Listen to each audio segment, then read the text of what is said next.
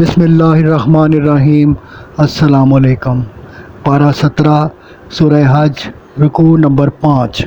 فرمایا، اللہ نے ہر امت کے لیے قربانی کو عبادت قرار دیا، اور یہ کہ ذبح صرف اللہ کے نام پر کیا جائے جو تمام انسانوں کا واحد رب ہے۔ فرمایا، خوشخبری دیں ان کو جن کے دل اللہ کی عظمت و جلال کے تصور سے لرز جاتے ہیں، مصائب و آلام صبر و استقلال سے برداشت کرتے ہیں، نماز پابندی سے ادا کرتے اور خوشی سے اللہ کی راہ میں خرچ کرتے ہیں۔ فرمایا، اللہ کے پاس گوشت اور لہو نہیں پہنچتا، بلکہ تمہارا اخلاص اور فرما برداری کا جذبہ پہنچتا ہے۔ رکوع نمبر 6۔ مشرکین مکہ سے لڑائی کی اجازت مل گئی۔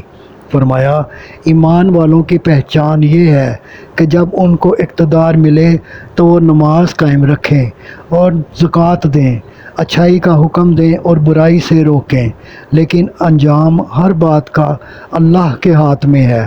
پھر منکروں کا تذکرہ فرمایا جن کا انجام تباہی تھا۔ صدق اللہ العظیم۔ گزارش ہے کہ چینل کو سبسکرائب کر دیں اور گھنٹی کے بٹن کو دبا دیں۔ دعا ہے کہ اللہ تعالیٰ آپ کو صحت و تندرستی والی زندگی عطا فرمائے۔ آمین آمین آمین یا رب العالمین۔